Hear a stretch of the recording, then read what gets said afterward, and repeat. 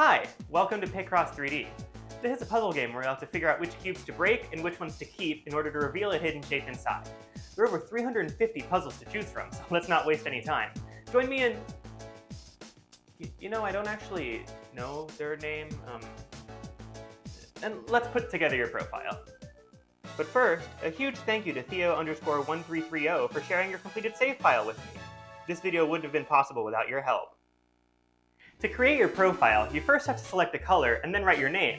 Next That's actually all you have to do.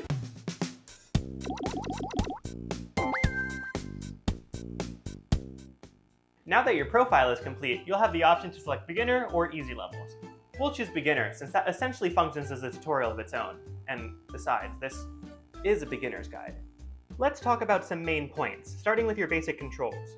You'll use the stylus without touching any buttons to rotate your puzzle. Otherwise, you'll have two main actions, marking cubes and removing cubes. Marking a cube prevents it from being destroyed, so if you realize you need to break a cube you've marked, you'll need to unmark the cube again first. Removing cubes fully breaks a cube, so be careful and make sure you're only getting rid of the ones you have to. There are two ways to use these functions. The D-pad on the left, where you can press up to remove cubes and right to mark them, or the buttons on the right, where you'll press X to remove cubes and Y to mark them. You can also change your controls in the settings if you'd like. Use either the buttons or the D-pad depending on which is easier for you, or feel free to switch it up if, I don't know, you like doing that for some reason. The regular numbers you see indicate how many neighboring cubes should stay in that row or column. The 0 would indicate that every cube can be removed, so this one's very easy. Here, since we see the number 5 in this row and in this column, we can mark off all of those cubes, and would you look at that? We only need 1 for the rest of them, so that means we can get rid of everything else. If the number on the side is less than the number of cubes in its corresponding row or column, check some other ones to see if it helps narrow things down. You may have missed it, but I mentioned that this number means they have to be neighboring cubes. So you may ask, well, what if they aren't neighboring cubes? How do we indicate that? And I may respond, wait, literally 2 seconds, I'm getting there. A circle surrounding a number means that the number on the row or column is broken up into 2 groups that are separated by at least 1 cube. There are 2 cubes in this column, but they can't be connected. Luckily, filling out the other numbers will give us the context we need to know which cubes should remain untouched. As puzzles get larger, it'll become more important to use the slicers. These allow you to see inside of a puzzle, which can be helpful if you need to mark or break any cubes that are covered by other cubes. Just make sure that if you're using a slicer, you don't forget. It would definitely be embarrassing to forget there are more cubes in a column and then remove something you were supposed to keep. Good thing I'm not speaking from experience, because that would be an embarrassing mistake. Speaking of mistakes, let's talk about what happens when you do make them. You'll generally have 5 strikes per puzzle. Once you hit that threshold though, it's game over, and you'll have to try again. Oh my... That wasn't because of me, was it? Each puzzle also has a timer. You'll want to try and solve these puzzles within the green portion of the timer, and if you hit the red, you'll be out of time and be forced to start over. What about this yellow portion in the middle? Well, that ties into the star rating you'll receive whenever you finish a puzzle. Depending on how well you perform, you'll earn a different amount of stars per puzzle. 1 star means you completed the puzzle before time ran out. 2 stars can either indicate that you completed the puzzle while the timer was still green, or that you completed the puzzle without making any mistakes in the yellow. If you complete the puzzle with no mistakes while the timer is still green, then that gets you a perfect score of 3 stars. You'll use these stars to unlock bonus puzzles, which will really put your skills to the test. You won't need to get a perfect score on every puzzle, but chances are you'll need 1 or 2 in a group. And you can't use these bonus puzzles to unlock other ones, since you don't get star ratings for bonus puzzles. Why? Great question!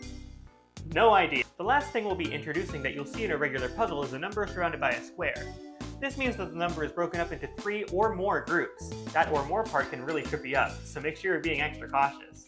The final puzzle you'll unlock in the beginner section is your first challenge puzzle.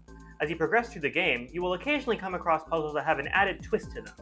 This one, for instance, is a 1-chance challenge, so you'll have to complete it without any mistakes. These can be a fun way to shake things up and add an extra layer of difficulty to a puzzle. Alright, I know we've just covered a lot, but there's really not that much more you need to know about the puzzles themselves. And if you still have any lingering confusion, don't worry, it'll come with practice. Sometimes the best way to learn is by playing rather than watching. After completing the easy levels, you'll unlock 2 more difficulties, normal and random. Random is a great way to add a little more customization to your game, since it gives you the opportunity to select what difficulties to pull from, how many strikes you have, and how strict of a time limit there is. And of course, after completing normal, you'll unlock the hard puzzles. And that's about all there is to cover with the puzzles. Picross 3 has a great learning curve, so hopefully you'll feel consistently challenged without feeling frustrated as your baseline knowledge of the game improves. And one more thing. If you ever need to stop working on a puzzle but don't want to lose your progress, you can always quick save. That way, whenever you reopen the game, it'll be right there on the main menu for you to continue. You can only quick save one puzzle at a time, but I hope that this feature allows you to go back to puzzles refreshed, reinvigorated, and less likely to make avoidable mistakes. My stylus slipped.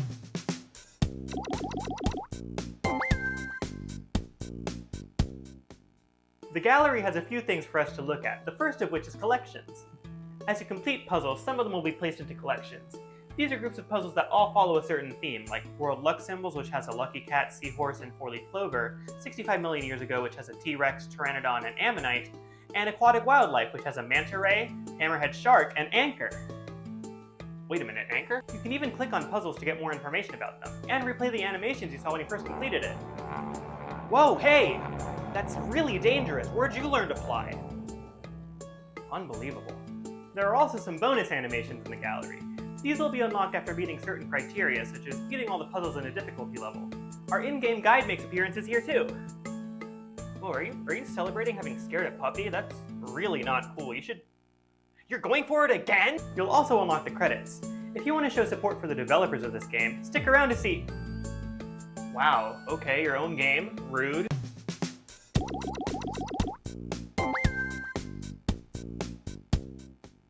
If you feel like you want more than the base game has to offer, then my Picross is the place to go. There are a few things to do here, so let's just jump right in. After making a second nickname. First off, you can create your own puzzles. It's actually a lot simpler than you may believe. It's almost like the reverse of solving a puzzle with a couple new features introduced. First is a third button input, which gives you the ability to add cubes to a puzzle. You can use these cubes to make just about anything you can imagine. Shapes you create can be up to 10 cubes in any direction, so make sure you don't get too ambitious or you might just run out of space. Yeah, I was trying to make a sunflower, but it got too tall for the flower part, so... Next, you can add colors and stickers to your shapes. Using the button you'd usually use to mark cubes, select different colors that'll help bring your creation to life, and maybe even add some stickers for a bit of extra flair. Once you've finished your creation, making it a real puzzle is actually very easy.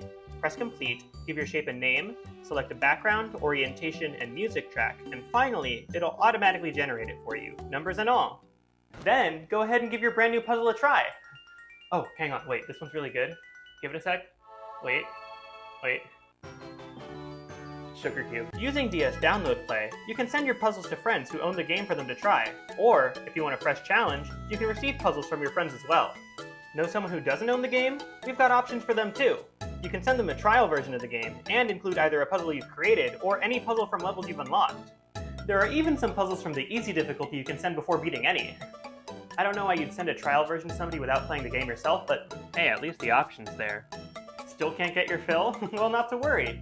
Using Nintendo Wi-Fi connection, you can download extra puzzle packs, enter contests, and even download puzzles from those. Let's dive in more detail. Wait, what do you mean we don't have access to the online features? Hang on. If we can't access the online, how am I supposed to show any of this off? Thank you so much for joining me today in this guide to Picross 3D. I hope you enjoy your time with the game and... Whoa, hey, whoa, stop that! I'm sure they'll come back.